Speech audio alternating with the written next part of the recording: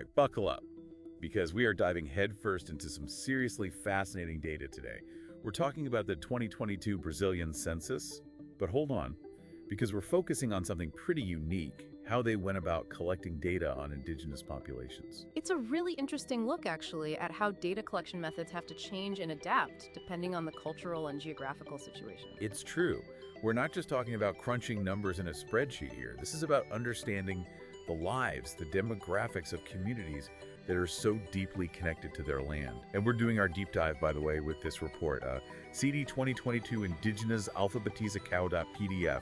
And let me tell you, this report, way more interesting than its name suggests. I'd agree with that. It grapples with such a fundamental challenge, like how do you even begin to map a population that is constantly on the move, that's so intrinsically linked to the land? Yeah, it's kind of like trying to take a census of the wind, right? It doesn't really stand still long enough to get a good look.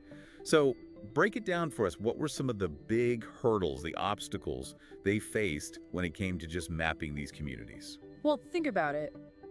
Imagine trying to do a traditional door-to-door count in a place where doors might be temporary shelters or villages that actually move with the seasons. Right, because the landscape is always changing. The Brazilian Institute of Geography and Statistics, or IBGE, as they're commonly called, they had to think outside the box. They had to get creative. Okay, so how do you even begin to count a population that, like we said, is constantly shifting? Did they just, throw darts at a map and hope for the best? That would have been interesting. No, they actually combined those more traditional techniques with some really, really cool technology. We're talking about satellite imagery, and not just any satellite imagery.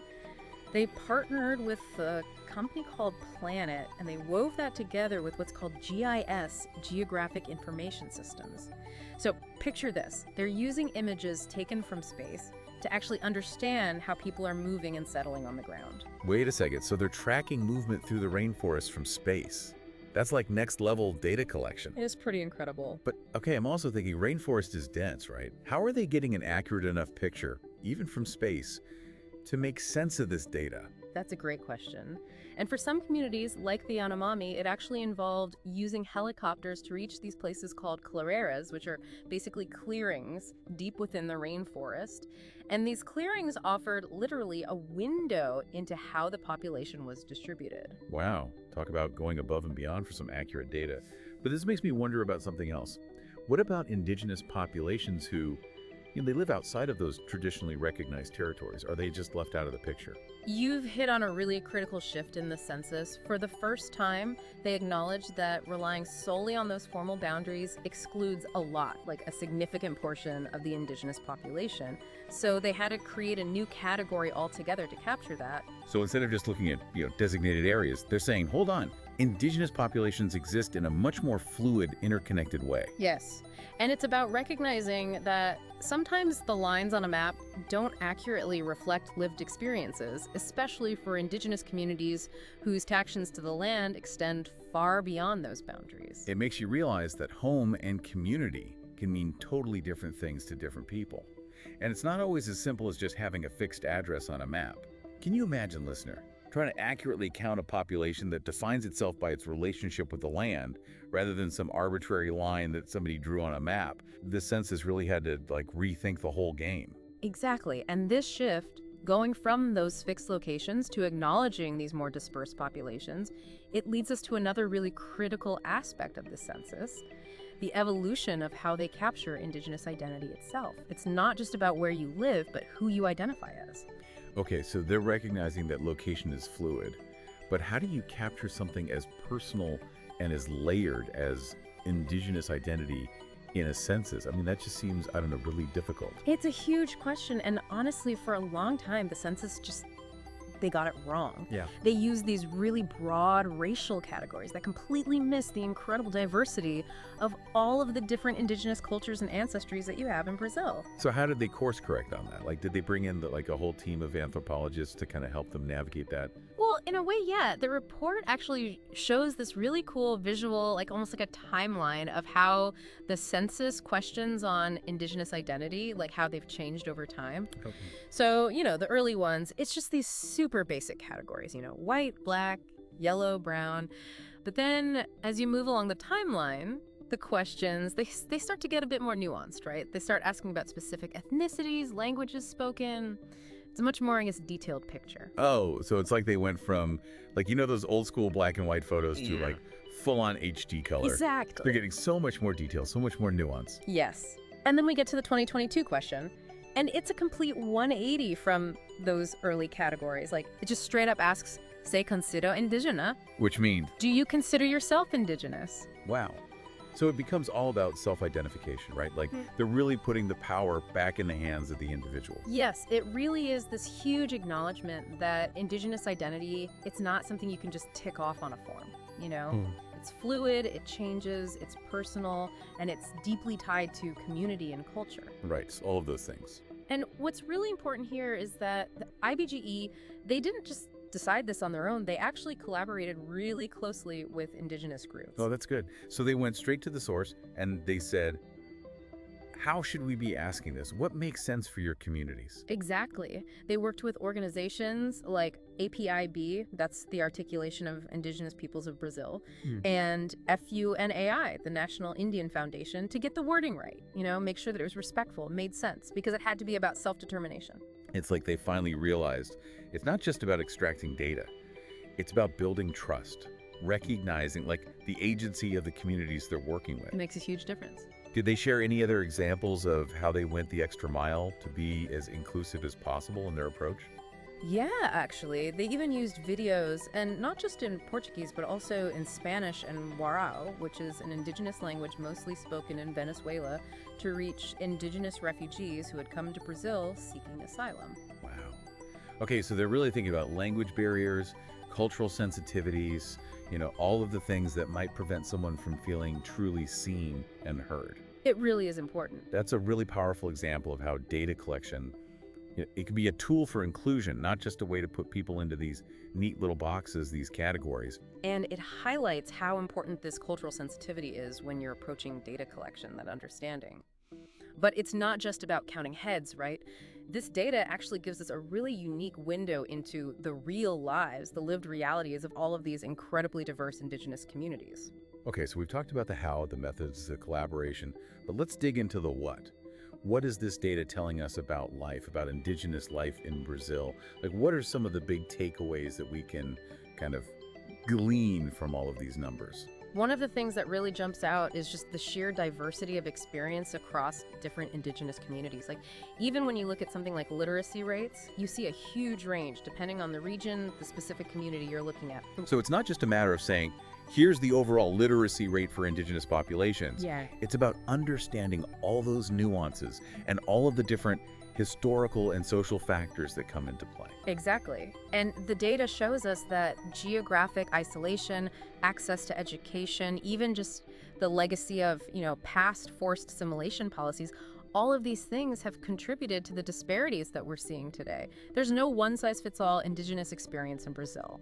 And I imagine that plays out in so many different aspects of life there. It really does. It really emphasizes how important it is to go beyond like the big headline statistics and actually drill down into the details. Did they uncover anything else about, the specific challenges or maybe even opportunities that these communities are facing? Yeah, absolutely. Take something like birth registration, for instance. The data gives us this glimpse into, this ongoing struggle that a lot of indigenous communities, especially in those more remote areas, they face when it comes to accessing just basic civil rights. Like, there's this disparity between those who are officially registered at birth versus those registered through ANENA, which is like an indigenous birth registration system that's often used in more isolated areas. So that difference in registration, that's not just like a bureaucratic detail. That has a real impact. Huge impact. On their ability to access things like healthcare, education, even just basic recognition under the law. It makes a huge difference. And then there's the data on housing, which is fascinating because it shows just this incredibly diverse spectrum. Like, on one end, you have the traditional Habitação Indígena Amparados Maloca, which essentially translates to indigenous housing without walls, often communal structures. And then on the other end, you have modern apartments in urban areas. Wow. Okay. So you really see this incredible adaptability and resilience of indigenous people as they navigate this, rapidly changing world. It really does. It's like it paints this picture of these communities not as like frozen in time, but is dynamically engaging with, the modern world while also holding on to like those deep traditions. And it's that blend of old and new that I find so fascinating. I guess that plays out in like their living conditions as well, right? Yeah, for sure. And that's where the data on sanitation, access to clean water, even just how waste is disposed of that becomes super important. It's not just like checking things off a list. This data gives us a real glimpse into what daily life is actually like for a lot of these communities, what challenges they're facing, what's working well, and maybe even like where we should be focusing our efforts to try to improve things.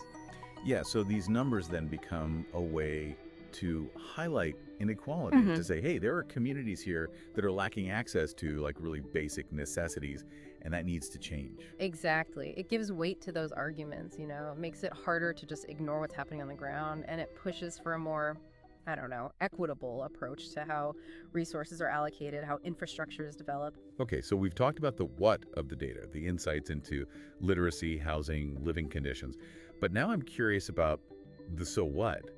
How does all of this information actually translate into real, meaningful change for these communities? That's where I think we move from just data into the realm of empowerment.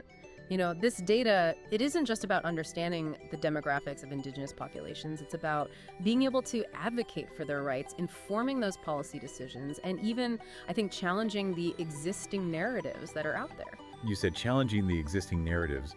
What does that look like in action? Like, give me an example. Well, think about the whole debate around undercounting in censuses. I mean, that's a global issue, but it disproportionately impacts marginalized communities. All right, because if you're not counted, you're not seen. Exactly. And the census data, by really highlighting the diversity, that fluidity of these populations, it shows just how complex and how challenging it can be to get an accurate count. Because if you don't have an accurate count, you can't possibly allocate resources fairly. You can't ensure adequate representation. It's like a self-perpetuating cycle of being left out. Yes. And this data, it gives those who are fighting for better representation for a seat at the table when decisions are being made that directly impact their communities.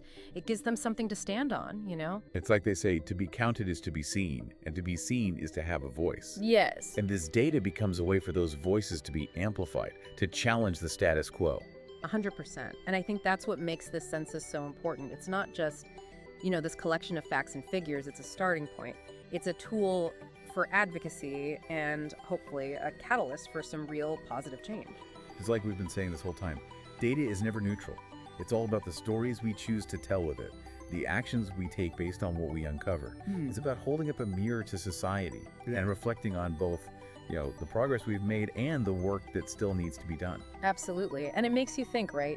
In a world where data is constantly being collected about all of us, how can we make sure that it's used not to categorize and control, but to empower, to create a more just and equitable future for everyone? It's a question worth pondering. And on that note, we're going to wrap up this deep dive. A huge thank you to our expert for, as always, taking something as potentially dry as census data and making it come alive. It's been my pleasure. Thanks for having me. And to our listeners, thank you for joining us on this journey. We'll catch you next time for another deep dive. Until then, keep asking those questions, keep digging for those insights, and let's keep striving for a world where everyone counts.